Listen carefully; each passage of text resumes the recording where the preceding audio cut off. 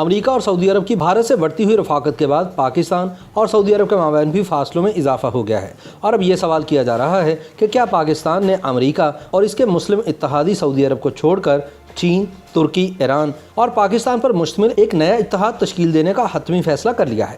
ایک بڑا سوال یہ بھی ہے کہ کیا چین پاکستان کے لیے سعودی عرب کے متبادل کے طور پر اتنا ہی کارآمد ثابت ہو پائے گا یا نہیں؟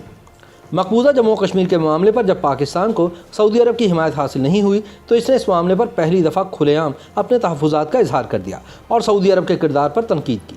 یاد رہے کہ گزشتہ دنوں وزیر خارجہ مخدوم شاہ محمود قریشی نے مسئلہ کشمیر پر انڈیا کے خلاف اسلامی ممالک کی تنظیم یعنی OIC کا ساتھ نہ دینے پر سعودی عرب کو تنقید کا نشانہ بنایا تھا۔ شاہ محمود قریشی نے کہا کہ میں ایک بار پھر OIC سے وزراء خارجہ کا اجلاس بلانے کی درخواست کر رہا ہوں۔ اگر آپ اب بھی اس کا انعقاد نہیں کرتے ہیں تو میں وزیر اعظم عمران خان سے مطالبہ کرنے پر مجبور ہوں گا کہ وہ ان اسلامی ممالک کا اجلاس طلب کریں جو مسئلہ کشمیر پر ہمارے ساتھ ہیں اور مظلوم کشمیریوں کی حمایت کرتے ہیں۔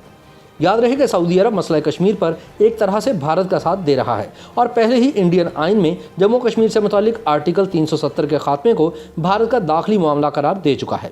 واضح رہے کہ OIC میں بنیادی طور پر سعودی عرب کا اثر و رسوخ ہے۔ پاکستان کے تنقیدی تبصرے کے بعد سعودی عرب نے پاکستان کو سن 2018 میں دیے گئے $3.2 ارب قرض میں سے $1 ارب فوری طور پر واپس مانگ لیے تھے۔ اس کے علاوہ سعودی عرب نے قرض کی عدم ادائیگی کے سبب رواں برس مئی سے پاکستان کو ادھار تیل دینا بھی بند کر دیا ہے۔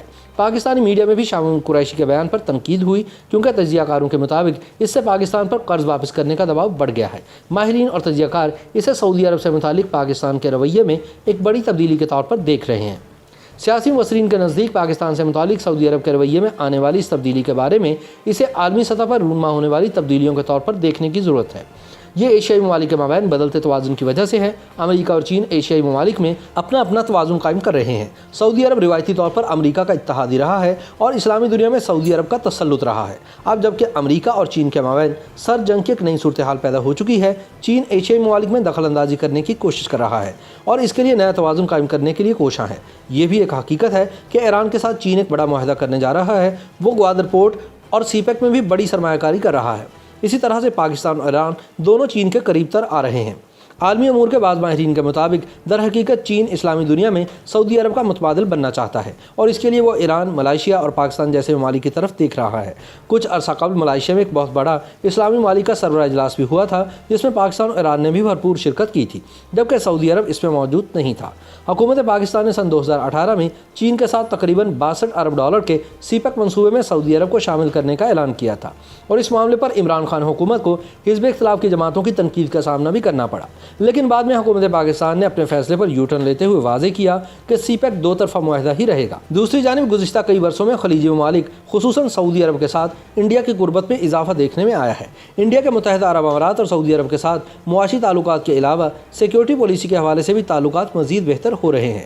انڈیا، امریکہ اور متحدہ عرب امارات اس بدلتے ہوئے توازن میں فطری شراکت دار بن رہے ہیں۔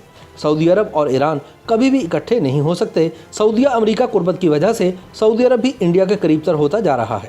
ماہرین کے خیال میں چین خلیجی ممالک کے بازار میں اپنے امکانات یقینی طور پر تلاش کرنے کے درپے ہے، لیکن جیو اسٹریٹجک معاملے میں ایران اور پاکستان سعودی عرب سے زیادہ اہم ہیں۔ چین یقینی طور پر سعودی عرب کو امریکہ کے اثر و رسوخ سے نکالنا چاہتا ہے، لیکن وہ کبھی بھی پاکستان اور ایران کی قیمت پر یہ کام نہیں کرے گا۔ بعض ماہرین بدلتی ہوئی موجودہ صورتحال میں اسرائیل اور ایران کا کردار بھی دیکھتے ہیں۔ امریکہ اس وقت ولی عہد شہزادہ محمد بن سلمان کی حمایت کر رہا ہے، مگر اس کے باوجود مستقبل میں عدم تحفظ کا احساس باقی ہے اور اس کی بنیادی وجہ اسرائیل اور ایران ہے۔ محمد بن سلمان کی آمد کے بعد سعودی عرب کے اسرائیل کے ساتھ تعلقات تاریخ کے بہترین دور میں ہیں۔ ان کے تعلقات پہلے کبھی اتنے اچھے نہیں تھے، لیکن آج یہ دونوں ممالک ایران کے خلاف متحد ہیں۔ اس کے ساتھ ہی اسرائیل کو ایک مؤثر ترین مسلم ملک سعودی عرب کی حمایت حاصل ہو رہی ہے۔ سعودی عرب نے اب اپنی شناخت ایک کٹر وہابی مملکت کی بجائے ایک سنی ملک کے طور پر بنا لی ہے۔ اس سے یہ بھی پیغام دینے کی کوشش کی گئی ہے کہ جو بھی ایران کے خلاف ہے وہ سعودی عرب کا شراکت دار ہے۔ اب سعودی عرب، انڈیا اور اسرائیل ایک طرف ہیں کیونکہ وہ امریکہ کے ساتھی ہیں۔ دوسری طرف مشرف کے دور سے پاکستان آہستہ آہستہ چین کے قریب تر ہوتا جا رہا ہے۔ اسرائیل اس توازن کو بنانے میں بڑا کردار ادا کر رہا ہے اور وہ ایران کا سخت ترین مخالف ہے۔ اس تمام تر بحث کے باوجود عالمی امور کے اکثر ماہرین اس نقطے پر متفق ہے کہ اگرچہ پاکستان اور سعودی عرب کے درمیان یقینی طور پر کشیدہ صورتحال پیدا ہو چکی ہے، تاہم اسے دشمنی نہیں کہا جا سکتا۔ YouTube पर गूगली न्यूज देखने के लिए youtube.com की सर्च बार में गूगली न्यूज टीवी टाइप करें। गूगली न्यूज के पेज पर सुर्ख रंग के सब्सक्रिप्शन वाले बटन पर क्लिक करना ना भूलिए। YouTube पेज पर अपलोड होने वाली वीडियोस से बाखबर रहने के लिए बेल आइकन पर क्लिक कीजिए। आपको हर नई वीडियो के बारे में नोटिफिकेशन मौसूल हो जाएगा।